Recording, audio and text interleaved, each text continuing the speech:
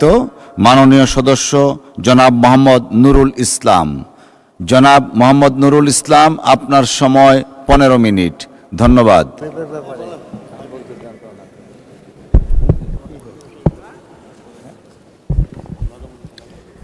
বিসমিল্লাহির রহমানির রহিম।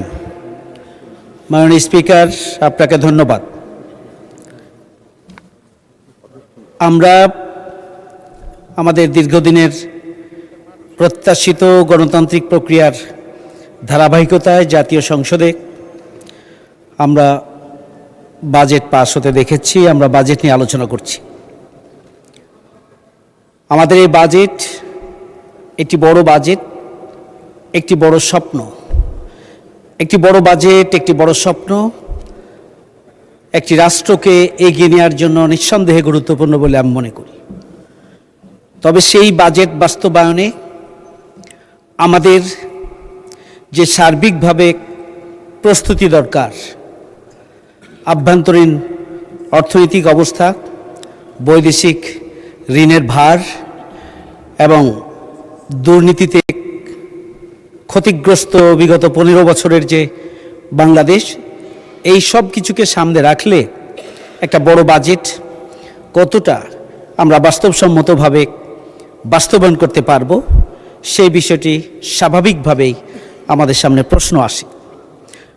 মাননীয় স্পিকার, বাজেট আলোচনা এখানে সরকারি দল এবং বিরোধী দল আলোচনা করবেন। আমরা চাই যৌক্তিক আলোচনা হোক। সরকারি দল এই বাজেট প্রণয়নে তাদের প্রচেষ্টা এবং তাদের কার্যক্রম, সরকারি দলের সকল এমপিদের এখানে অংশগ্রহণের সুযোগ ছিল না। বিরোধী দলের এমপিদের তো সুযোগ থাকার কথা নয়। সুতরাং স্বাভাবিকভাবেই একটি বাজেট, এতদিন পরে সংসদে কথা বলার সুযোগ হয়েছে, এই বাজেট নিয়ে, বাজেটের ত্রুটি বিচ্যুতি নিয়ে আলোচনাটিকে বাজেটের বিরুদ্ধে অবস্থান হিসাবে বিবেচনা করাটা, এটা আমি মনে করি দৃষ্টিভঙ্গিগত একটা ত্রুটি। সেই বিষয়ে আমাদের সবার সজাগ হওয়া উচিত। আমরা তো কথা বলবই। আমরা একটা বাজেট, এই বাজেটে সরকারের একটি দৃষ্টিভঙ্গি আছে, বিরোধী দল হিসাবে, বিরোধী দল একজন সদস্য হিসাবে আমার একটি দৃষ্টিভঙ্গি থাকতে পারে। সেই দৃষ্টিভঙ্গিটি স্বাভাবিকভাবে আপনাদের সামনে বা এই মহান সংসদে তুলে ধরা আমাদের দায়িত্ব। জনগণ আমাদেরকে সেই জন্যই এখানে পাঠিয়েছে। মাননীয় স্পিকার, 2026-27 সালের যে বাজেট, এই বাজেটটি একটি ট্রেডিশনাল বাজেট, একটি গতানুগতিক বাজেট। এই বাজেটে তেমন কোনো নতুনত্ব খুঁজে পাওয়া যাচ্ছে না। বাজেট প্রণয়ন এবং এই প্রণয়নের সাথে সম্পৃক্ত হচ্ছেন আমলারা। অতীতেও আমলারা ছিলেন, এখনও বাজেট প্রণয়নে আমলারা সম্পৃক্ত। জনগণের প্রতিনিধি হিসাবে মাননীয় নির্বাচিত এমপিদের এখানে সম্পৃক্ত হওয়ার তেমন কোনো সুযোগ নেই। বাজেটের কলেবর বৃদ্ধির একটা প্রবণতা আমরা লক্ষ্য করেছি।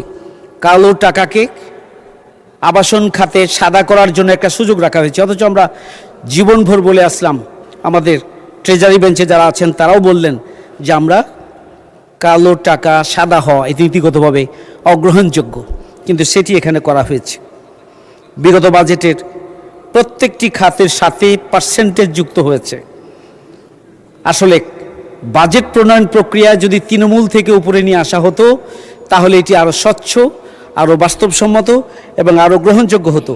কিন্তু এটি হচ্ছে উপর থেকে নিচে বাজেট তৈরি হয়েছে। আসলে গোটা বাংলাদেশের তৃণমূল পর্যন্ত সার্বিক বেহাল অবস্থা, জীবনমানের যে অবনতি, এটা এখানে সম্পৃক্ত পরিপূর্ণ হওয়াটা এখানে সম্ভব নয়, যেহেতু উপর থেকে বাজেট তৈরি হয়েছে। তৃণমূল থেকে উপরে বাজেটের সবগুলো উপাদানকে নিয়ে আসা হয়নি। মাননীয় স্পিকার, বাজেটের কাঠামোগত কোনো পরিবর্তন নেই। সুতরাং আমি স্বাভাবিকভাবেই, যুক্তিসঙ্গতভাবে আমি বলতে পারি যে এই বাজেটটি গতানুগতিক, এটি ট্র্যাডিশনাল এবং এখানে নতুনত্ব কিছু নেই। মাননীয় স্পিকার, এই বাজেটে দুর্নীতি এবং অপচয় রোধে সুনির্দিষ্ট কোনো বিশেষ নির্দেশনা দেওয়া হয়নি।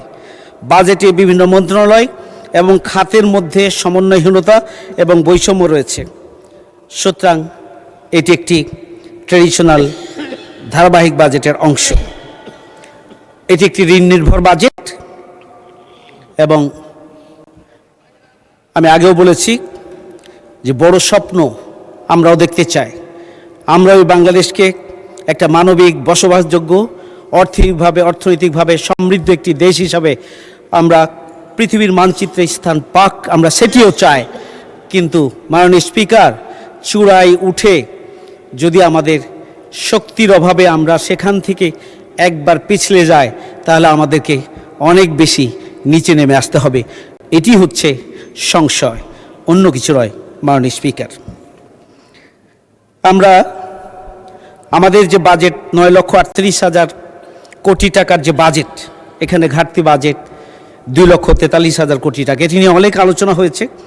আমি এটাকেই বলবো যে আমাদের বৈদেশিক উৎস থেকে যে 1,16,000 কোটি টাকা এবং ব্যাংকিং ও অন্যান্য খাত থেকে, আভ্যন্তরীণ উৎস থেকে 1,35,000 কোটি টাকা ঋণ নেওয়ার যে লক্ষ্যমাত্রা নির্ধারণ করা হয়েছে, এটা যদি আমরা হিসাব করি তাহলে বৈদেশিক ঋণের এই লক্ষ্যমাত্রা চলতি অর্থ বছরের সংশোধিত লক্ষ্যমাত্রার চেয়ে 84% বেশি এবং ফ্যাসিস্ট আমলের শেষ যে বাজেট, সেই বাজেটের বৈদেশিক সহায়তার চেয়ে 66% বেশি। সুতরাং স্বাভাবিকভাবে এটা আমাদের জন্য ঝুঁকিপূর্ণ। আসলে বাঙালি হিসাবে ঋণ করে ঘি খাওয়ার যে আমাদের প্রবণতা, এখানে আমরা সেটাই লক্ষ্য করছি। মাননীয় স্পিকার, বাজেটের লক্ষ্য কী হওয়া উচিত? বাজেটের লক্ষ্য হওয়া উচিত অর্থনৈতিক সমৃদ্ধি এবং পর্যায়ক্রমে আত্মনির্ভরশীলতা অর্জন, তৃণমূল তথা প্রান্তিক এলাকার কাঠামোগত উন্নয়ন এবং প্রান্তিক জনগোষ্ঠীর জীবনমানের উন্নয়ন, বিভিন্ন শ্রেণী পেশার মানুষের জীবনমানের উন্নয়ন, এটি লক্ষ্য হওয়া উচিত। একটা মডেল বাজেট আমরা যদি সামনে রাখি, তাহলে বেকারত্ব দূরীকরণ ও ব্যাপক ভিত্তিক কর্মসংস্থান সৃষ্টির বৈশিষ্ট্যতা থাকা উচিত। দারিদ্রতা দূরীকরণের লক্ষ্যমাত্রা অর্জনে অগ্রাধিকার থাকা উচিত। দুর্নীতি ও অপচয় রোধের সুনির্দিষ্ট দিক নির্দেশনা থাকা উচিত। ঋণ নির্ভরশীলতা পর্যায়ক্রমে কমানোর পদক্ষেপ এবং সেক্ষেত্রে স্পষ্ট দিক নির্দেশনা থাকা উচিত বলে আমি মনে করি। একটি মডেল বাজেটের জন্য আত্মনির্ভরশীলতার লক্ষ্য অর্জনের দিকে গুরুত্ব দেওয়া উচিত। রাজস্ব খাতের আয় কমপক্ষে 90% থেকে 95% অর্জনের লক্ষ্যমাত্রা থাকা উচিত। সম্মানিত মাননীয় স্পিকার, আজকে আমরা যদি আমাদের এই বাজেটকে আমরা সামনে রাখি, আমাদের সামনে চ্যালেঞ্জগুলো কি? অনেকগুলো চ্যালেঞ্জ নিয়ে আলোচনা হয়েছে, আমি সেদিকে যেতে চাই না। আমরা মূল্যস্ফীতির কথা বলছি। এই মূল্যস্ফীতি আমরা বলছি যে বাজেট পেশ করার পরে জিনিসপত্রের মূল্য বাড়েনি। অত্যন্ত কৌশলগতভাবে সরকার বাজেট পেশ করার 7 দিন 10 দিন আগে থেকেই জ্বালানি তেলের মূল্য বৃদ্ধি করেছে, এরপরে বিদ্যুতের মূল্য বৃদ্ধি করেছেন, এলএনজি এসএনজি সহ বিভিন্ন প্রয়োজনীয় দ্রব্যের মূল্য বৃদ্ধি করেছেন। স্বাভাবিকভাবে মূল্য বৃদ্ধি হয়েছে, এটি একটি। আরেকটি হচ্ছে, আসলে আমরা যখনই সরকারি দল এবং বিরোধী দল ট্রেডিশন থেকে বের হয়ে আসা উচিত। আমরা সরকারি ট্রেজারি বেঞ্চে বসলেই একটা ম্যাজিক চশমা আমাদের কাছে চলে আসে।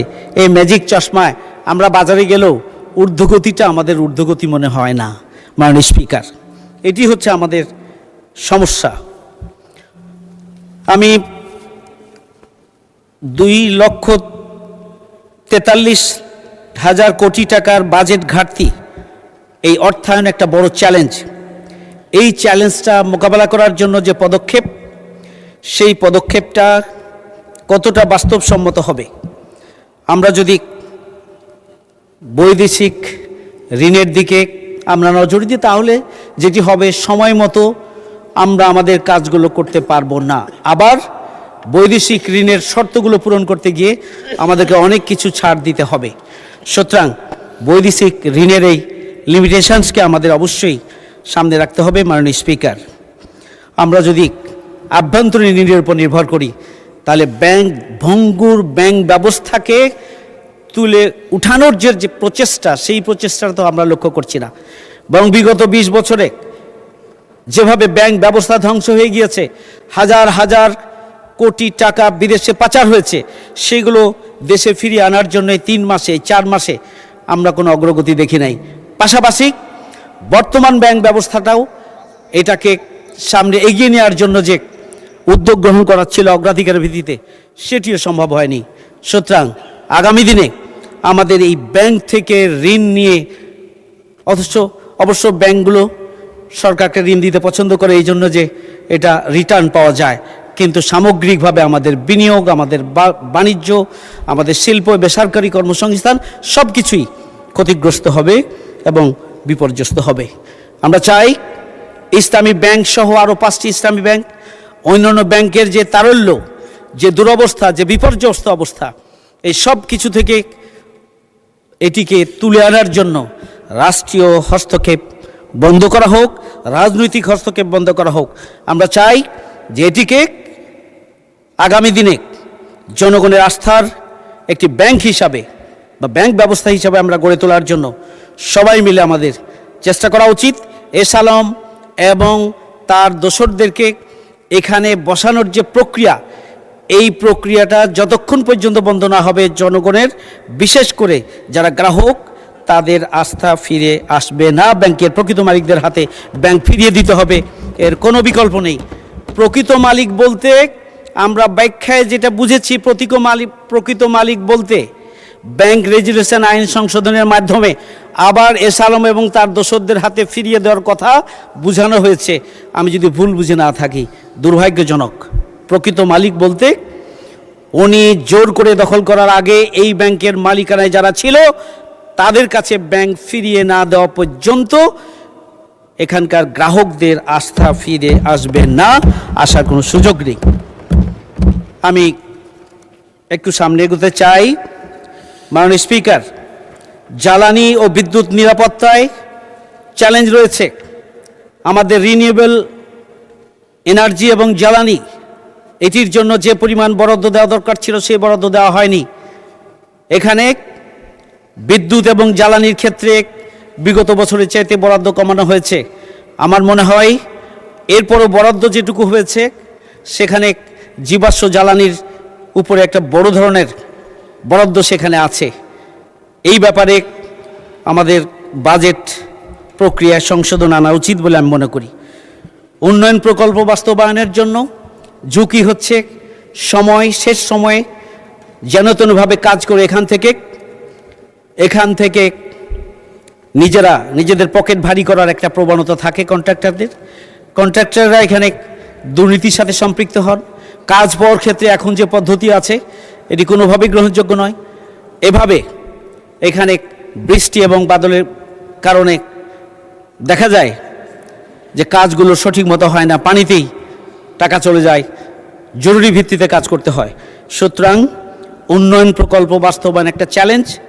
তবে এই উন্নয়ন প্রকল্প বাস্তবায়নের জন্য আমরা যদি বিশেষ পদক্ষেপ আমরা গ্রহণ করতে পারি, তাহলে আমি আশা করি এখান থেকে হয়তো উত্তরণ পাওয়া সম্ভব হবে। এই বাজেট বাস্তবায়নের জন্য রাজনৈতিক স্থিতিশীলতা অত্যন্ত জরুরি। আমাদের বাজেটের আকার অনেক বড়, ঘাটতির পরিমাণ সবচেয়ে বড়, ঋণের পরিমাণও সবচেয়ে বেশি। জুলাই গণঅভ্যুত্থানের চেতনা ধারণ করার ক্ষেত্রেও বড় ধরনের দুর্বলতা আমাদের রয়েছে। হাজারো শহীদ, পঙ্গুত্ব বরণকারীদের স্বার্থ রক্ষায় অনীহা অবহেলা, জুলাই ফাউন্ডেশনের বেতন এখন পর্যন্ত পাওয়া যাচ্ছে না, সেটিও একটা জনগণের সাথে, জুলাই যোদ্ধাদের সাথে একটি দূরত্ব তৈরি হচ্ছে। মাননীয় স্পিকার, 70% জনগণের মতামতকে পদদলিত করে গণ রায়কে আমলে না নেওয়া আরও অনেক বড় ধরনের প্রতিশ্রুতি ভঙ্গ। মাননীয় স্পিকার, সুতরাং স্বাভাবিকভাবেই রাজনৈতিক স্থিতিশীলতা যে প্রত্যাশা ছিল আমাদের, এখানে জনগণ বিক্ষুব্ধ হবে, রাজপথে আসবে। স্বাভাবিকভাবে বাজেট বাস্তবায়নে একটা প্রতিবন্ধকতা তৈরি হওয়া এটা অসম্ভব নয়। মাননীয় স্পিকার, আমি আপনার কাছে 3 মিনিট প্রত্যাশা করছি। মাননীয় স্পিকার, ব্যাংকের অ্যাকাউন্ট ওপেন করার জন্য টিন লাগবে কেন? এক্ষেত্রে অর্থনৈতিক ফ্লো ব্যাংক ইনভেস্টমেন্ট, এই সব কিছু কমে যাবে। আমার মনে হয় এই বিষয়টিকে পুনর্বিবেচনা। 1 মিনিটের মধ্যে বক্তব্য দয়া করে শেষ করেন। 1 মিনিট। মাননীয় স্পিকার, শিক্ষা খাতে বরাদ্দ বাড়ানো হয়েছে 14,000 কোটি টাকা। কোথায় ব্যয় হবে এটি খাত নির্ধারণ করা দরকার। ইবতেদায়ী মাদ্রাসাকে সরকারি করার জন্য প্রাইমারি শিক্ষার আদলে গড়ে তোলা দরকার। প্রতিটি জেলায় একটি করে কামিল মাদ্রাসা প্রতিষ্ঠা করা দরকার। দীর্ঘদিন থেকে বঞ্চিত শিক্ষা প্রতিষ্ঠানগুলোকে এমপিওভুক্ত করার জন্য দাবি জানাচ্ছি। ওয়ার্ড ভিত্তিক হেলথ সেন্টার প্রস্তাব করা হয়েছে, কিন্তু ইউনিয়নে হেলথ সেন্টারের যে বেহাল অবস্থা সেদিকে নজর দেওয়া দরকার। 5,000 ডাক্তার নিয়োগ দেওয়া হবে, প্রতিটি ইউনিয়নে কয়জন করে ভাগে পড়বে। সুতরাং স্বাভাবিকভাবে এই অবস্থা দ্রুত উত্তরণের জন্য পদক্ষেপ গ্রহণ করা প্রয়োজন। আমাদের স্বাস্থ্য সেক্টরের অবস্থা বেহাল, একটা অস্থিতিশীল অবস্থা বিরাজ করছে। দলীয়ভাবে চাঁপাইনবাবগঞ্জ সদর হসপিটালে ডাক্তারদেরকে বিদায় করার জন্য। অসংখ্য ধন্যবাদ। মাননীয় সদস্য আলোচনায় অংশগ্রহণ করবেন খুলনা 5 আসন থেকে নির্বাচিত মাননীয় সদস্য